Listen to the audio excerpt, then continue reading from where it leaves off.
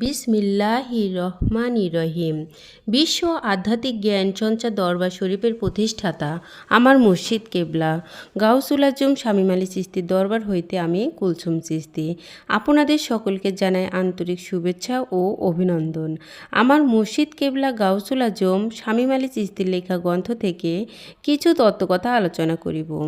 আশা করি আপনারা সবাই আমার আলোচনাটি মনোযোগ ও ধৈর্য সহকারে শুরু থেকে শেষ পর্যন্ত সম্পূর্ণ আলোচনাটি শুনিবেন।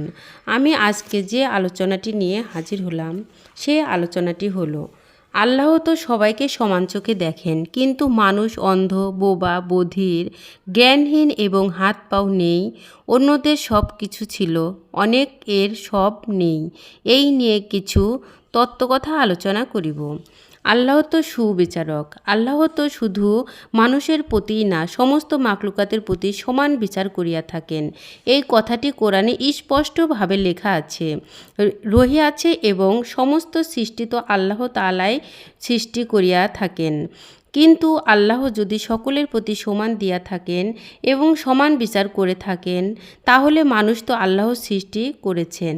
দেখা যায় মানুষ জন্ম নিলে বা ভূমিষ্ঠ হওয়ার পরে কেউ অন্ধ, বোবা, বধির, জ্ঞানহীন, হাত পা নেই।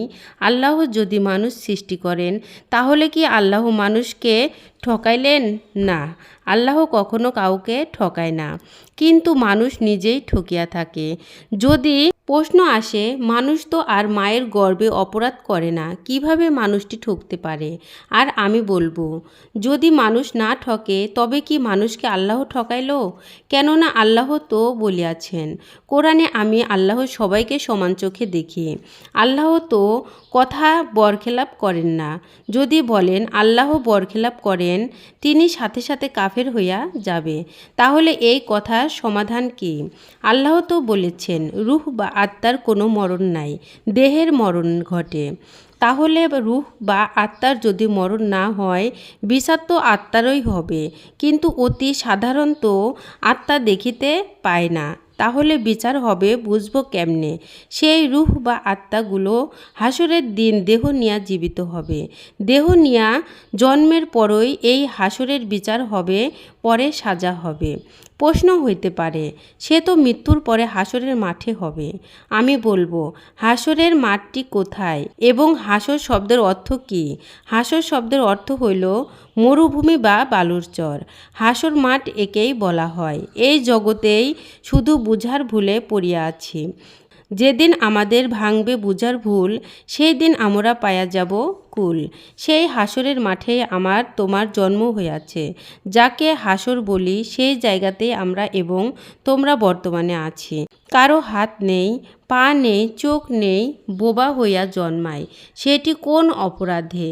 যদি আমার তোমার ভুলে, আমার তোমার কর্মেই হইয়া থাকে, তাহলে কোথায় সেই ভুল বা অপরাধ করেছিলাম? এই বালুচরে বা এই মরুভূমিতে বারবার জন্ম নিয়ে আসি, আবার মৃত্যুবরণ করি, আবার জন্মাই, আবার মরি। এইখানেই কিন্তু না বুঝিয়ে আমরা বলিতে থাকি হাসর মাঠে বিচার হবে।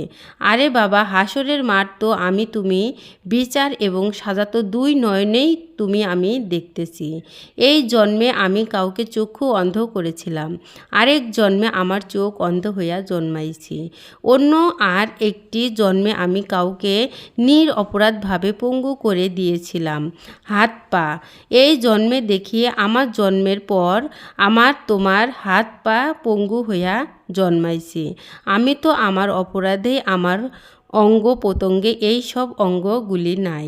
আল্লাহ তাআলা কোরআনে আরও বলিয়াছেন যে, যে যাহা কিছু করবে সে ঠিক তাই পাবে। আমি আল্লাহ কাউকে কমও দেই না, বেশিও দেই না। যে যা আমার কাছে পাওনা তাকে আমি ঠিক তাই দিয়ে থাকি। তাহলে আমি কারো হাত পা চোখ কান নষ্ট করিয়াছিলাম আগের জন্মে। এই জন্মে জন্ম নিয়া দেখি কারো হাত পা নাই, চোখ নাই। আমি তুমি যা করেছি তাই পাচ্ছি, আল্লাহ কোনো দোষ নাই। আমি যে আলোচনাটি আপনাদের সামনে করেছি, এই আলোচনাটি আপনাদের কাছে কতটুকু ভালো লেগেছে। যদি ভালো লেগে থাকে তাহলে আমাদের এই চ্যানেলটি সাবস্ক্রাইব করে দিবেন। সামনে আরও ভালো ভালো আলোচনা পেয়ে যাবেন এবং সামনে আপনারা কী ধরনের আলোচনা চান আমাদেরকে কমেন্টে জানাবেন। আমরা চেষ্টা করিব আপনাদের পছন্দ মতো আলোচনা নিয়ে আসতে। আমার এই আলোচনাটি করতে যাইয়া কথা ভাষার ছন্দে কোনো ভুল হইয়া থাকে তাহলে আমাকে ক্ষমা ও সুন্দর দৃষ্টিতে দেখবেন। সকলে আমার জন্য দোয়া করবেন, আমি যেন আপনাদের সামনে ভালো ভালো আলোচনাগুলো নিয়ে আসতে পারি এবং শোনাইতে পারি। সর্বশেষে সকলের চরণে হাত রেখে একটি কথা বলতে চাই, আল্লাহ গোপনেরও গোপন। সেই গোপনকে পাইতে হলে একজন কামেল মুর্শিদের কাছে যাইয়া বায়াত গ্রহণ করে সেই গোপন ইবাদত সাধনার মাধ্যমে আল্লাহকে লাভ করিতে হবে। সকলে ভালো থাকবেন, সুস্থ থাকবেন। আল্লাহ হাফেজ।